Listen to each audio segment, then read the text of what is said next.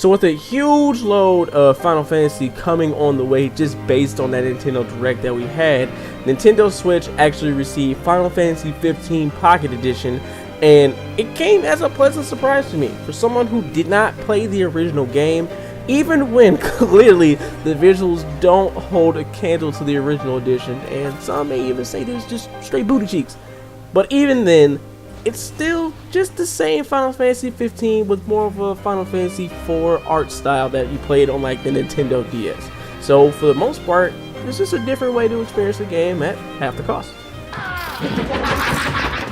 So you play as Prince Noctis and you're accompanied by 3 others, Gladio, Ignis, and Prompto, and you're gonna go marry Booski Lady Unifreya.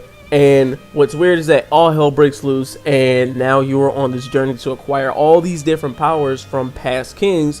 So story-wise, without saying too much, it holds up really well. It was interesting seeing that your party that you have mostly just consists of those 3.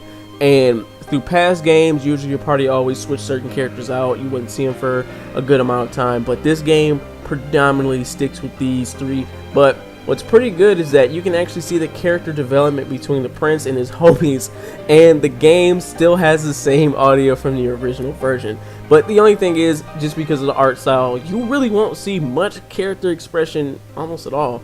So even with that dumbed down art style, I still was able to get invested into the story.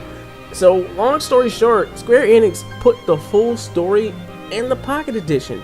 It's just a different coat of paint. So gameplay wise, this is what caught me by surprise. Is I know that it won't be an exact copy of Final Fantasy 15 on the Xbox One and PS4, but it was very engaging, and I can't lie, it was flat out fun doing a lot of the boss fights. However, through most of the fights, I felt that it was just really honestly too easy. It felt like the controls, I understand that it started out as a mobile game, so the controls had to be simplified in a way, but they were still engaging, they were still fun. There's still like a huge unlock and customization tree that you see with different abilities, different combos that you can merge with different weapons, because of course Noctis can actually have a regular sword, great sword, a lance, and there's like one other empty slot that I haven't seen yet. But for the most part, it did feel too easy, it did feel simplified, but I just feel like the difficulty could have been amped up a little bit. The only issue I seen throughout gameplay was everyone in my party will be stupid. They'll run out, they'll get hit by something that shows you where it's gonna land. Let's say it's a big fireball, and they literally stand into it or run into it and die. So for the most part, it was just me picking up my teammates, but I didn't really die too much or take way too much damage, only on occasions. But I understood that it was a mobile game, so I just wish that difficulty could have been amped up a little bit. So in conclusion, Final Fantasy 15 Pocket Edition is just a different way to experience Final Fantasy 15.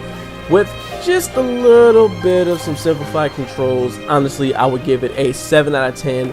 It's still a decent game to play if you don't own a PS4 or Xbox One, and you do own a Nintendo Switch, or heck, even if you want to download it on the phone, it is still a very decent experience to play. And if you were to bought it, I think around the time it came out, it was like 17 bucks, but as of right now, you can pick it up on the store for $30 flat.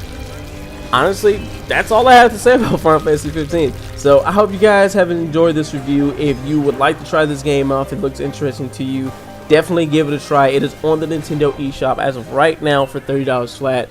Go ahead and give it a shot, and trust me, if you like Final Fantasy 15, you'll find some pleasant surprises in this game. So I'd like to thank you guys for tuning in. This is your boy QKG. Peace out.